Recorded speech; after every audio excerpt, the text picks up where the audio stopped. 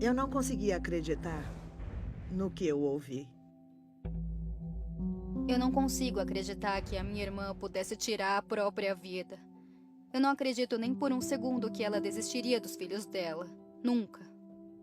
Sabíamos que ela estava ligada aos aparelhos, mas não estávamos preparados para o que vimos assim que entramos no quarto dela.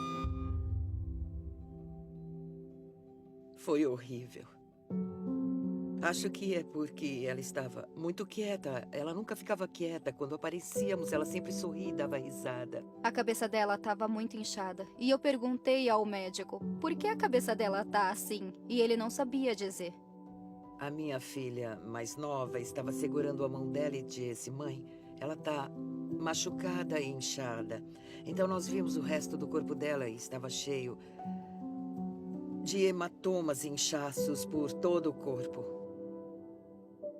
Enquanto parentes e amigos tentam comparar o que estão vendo com a história que foi contada, eles tiram fotos dos hematomas e inchaços. O médico entrou e disse que queria conversar sobre o que tinha acontecido com ela.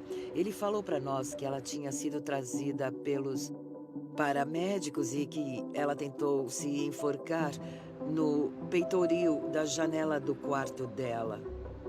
Mas a família sabe que o peitoril fica apenas a 60 centímetros do chão. A mãe de Jessica mostra ao médico as fotos que ela tirou. E ele ficou surpreso e disse: "Eu não acredito, ela chegou como um caso de enforcamento e adotamos os procedimentos de casos assim." Então ele fez novos exames e ele voltou e disse: "A situação é grave porque ela tem muitos traumas na cabeça e esse pode ter sido o motivo para ela estar inconsciente." Enquanto a mãe de Jessica fica com a filha no hospital, os outros membros da família vão em busca de mais informações no apartamento de Jessica. No entanto, o primo e a irmã de Clayton não permitem a entrada deles. Nessa altura, horas se passaram e Clayton desapareceu. Mas o primo e a irmã ainda estão lá. A polícia entrou primeiro e não deixou a gente entrar. Eles tiraram os parentes do Clayton e disseram que o lugar todo cheirava água sanitária.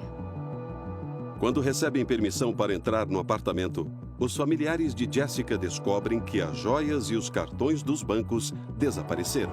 Todas as outras mães de todas as filhas que já tinham sofrido violência doméstica e que faziam parte do nosso grupo de mulheres nativas estavam todas lá.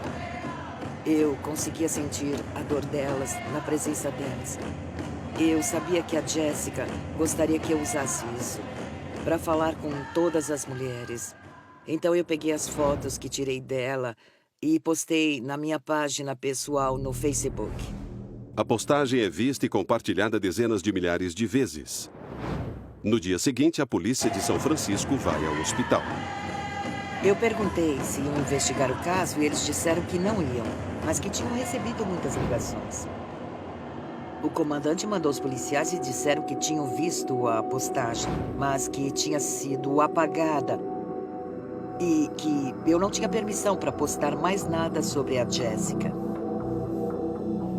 De acordo com a família, a declaração feita à polícia pelo namorado de Jessica era diferente do que a família tinha descoberto até então. Na versão dele, Jessica se enforcou no armário usando um par de suspensórios. Ele contou aos investigadores que ouviu um barulho vindo do quarto. Ele foi ver o que era e encontrou ela pendurada no armário, de joelhos, com o rosto a 15 centímetros do chão. Então ele soltou ela. Ele não é interrogado posteriormente e, como deu à polícia um nome falso, não foi preso, mesmo tendo violado sua liberdade condicional. Uma coisa que os policiais que atendem aos chamados costumam fazer é anotar os nomes, normalmente com a apresentação de documentos, para identificar qualquer pessoa presente no local. A polícia de São Francisco falhou com a Jessica. A polícia de São Francisco falhou com a comunidade. Como podem acreditar num condenado? Ele estava sob liberdade condicional e ele tinha um longo histórico de violência. E ainda assim acreditaram que ela tinha tentado se matar? Eu soube na hora que aquilo não era verdade.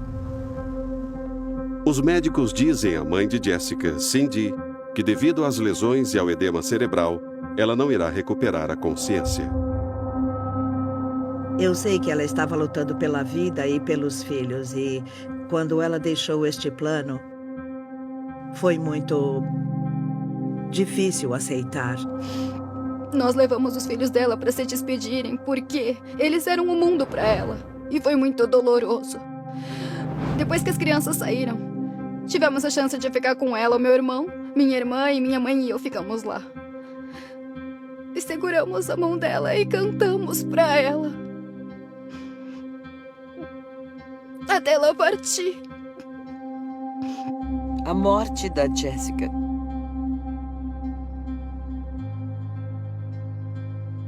foi terrível. Foi dolorosa e triste. Porque uma mãe nunca deixa de cuidar dos seus filhos. A Cindy decidiu ela mesma fazer uma investigação porque ela queria justiça para Jessica. Ela conhecia a filha e sabia que ela não tinha cometido suicídio. Eu praticamente tive que forçar os investigadores a trabalharem. As informações dos filhos de Jessica ajudam a formar um quadro mais completo. A filha dela estava em seu quarto. Ela disse que ouviu a mãe gritando e contou à avó o que aconteceu a seguir. Ela disse, eu olhei pela porta e vi ele puxando ela pelos cabelos no corredor. E ela falou, mas eu não podia sair porque não tinha permissão, então fechei a porta e fiquei no meu quarto. Foram registrados vários relatos de suspeita de violência e de atos violentos, incluindo um boletim de ocorrência policial em 1º de abril de 2019, um dia antes de Jessica ser levada ao hospital. As crianças estavam no parque com a mãe e o namorado dela. Havia um caixa eletrônico numa loja perto dali. O Clayton estava muito bravo e ficava dizendo para Jessica que ele queria dinheiro, que precisava de dinheiro. Então ele agarrou a bolsa dela e foi até o caixa eletrônico. Mas ele não conseguiu sacar nenhum valor, então ele ficou muito furioso. Ele voltou até ela e as crianças e começou a bater nela, a gritar com ela, puxou ela pelo cabelo e a arrastou até o caixa eletrônico. E as crianças estavam seguindo, e ela gritava para as crianças voltarem e pedirem ajuda. E tinha um casal jovem ali, tinha um casal andando no parque. Eles chamaram a polícia veio, mas o Clayton já tinha fugido. Eles interrogaram as testemunhas e fizeram um relatório do incidente, mas foi só isso. A polícia não foi atrás de Clayton. Jessica e as crianças ficam sozinhas para lidar com as consequências. De acordo com o Centro de Prevenção e Controles de Doenças, o índice de homicídios de mulheres indígenas pode ser até 10 vezes mais alto do que a média nacional. E a grande maioria desses crimes permanece sem solução. Enquanto Cindy espera o laudo do médico legista e pressiona a polícia para que continue investigando o caso, ela volta ao apartamento de Jessica. Eu sabia que a verdade e as provas do que realmente tinha acontecido estavam lá. Eu não conseguia ter paz, era como se ela não estivesse em paz. Ela estava lá esperando que eu encontrasse o que havia lá. Cindy fala com todas as pessoas que ela acha que podem ajudar a pressionar a polícia. E à noite, ela dorme num colchão inflável no apartamento da filha. Eu tirei todas as medidas do armário, do varão até o piso, da prateleira de cima até embaixo. Então eu cruzei tudo com o que ele disse que havia acontecido. Do piso do quarto até o varão tem 1,50 m. Mas a Jessica tinha 1,60 ou 1,65.